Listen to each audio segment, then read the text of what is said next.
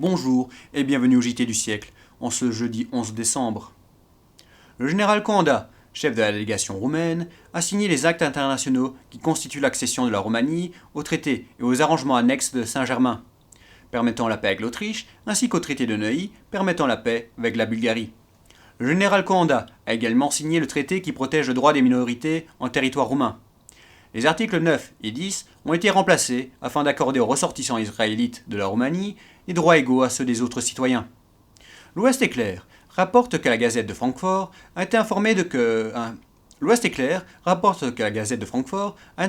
Berlin que, suivant un mémoire remis par l'Entente, l'industrie chimique allemande est invitée, en l'exécution du traité de paix, à donner des renseignements sur ses secrets de fabrication. Le gouvernement allemand doit fournir aux Alliés tous les renseignements utiles sur la fabrication des explosifs et les préparations chimiques utilisées par lui pendant la guerre. L'Académie Goncourt a décerné hier son prix annuel de 5000 francs à Marcel Proust pour son roman À l'ombre des jeunes filles en fleurs. Marcel Proust présente dans son roman de 450 pages des personnages sous leurs faces multiples et a pénétré dans les pénombres de la conscience pour y porter la lumière. Proust avait débuté en 1896 par un volume nommé Les plaisirs et les jeux. Le livre français est en péril. Le prix du papier est en moyenne le triple Le livre français est en péril. Le prix du papier est en moyenne le triple de celui du scandinave ou américain.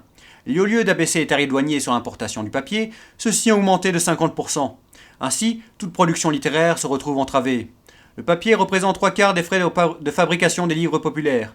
Les librairies étrangères annulent les importations de nos livres sous prétexte que les prix sont inacceptables. Qui est le bénéficiaire de ce sabotage fiscal ?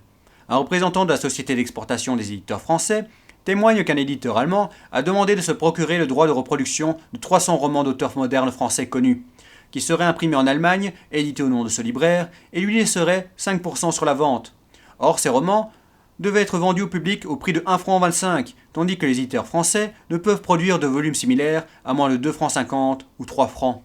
Les livres de fabrication allemande viennent nous concurrencer dans les marchés du monde, et jusque chez nous, dans notre propre langue, pour répandre leur culture. C'était le JT du siècle, l'info de notre histoire.